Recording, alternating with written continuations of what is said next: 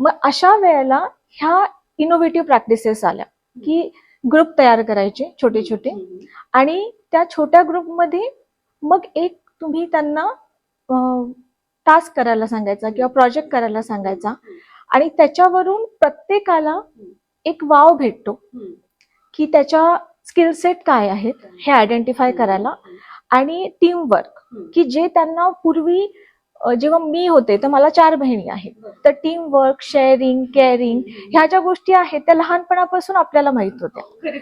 पण आता मुलांना माहित नाहीये. मग ते कसं सांगायचं, म्हणून हे इनोव्हेटिव्ह टीचिंग प्रॅक्टिसेस मध्ये ग्रुप लर्निंग ह्याच्यावरती खूप भर दिला जातो की टीम फॉर्म करून टीम मध्ये ह्यांनी काम केलं पाहिजे,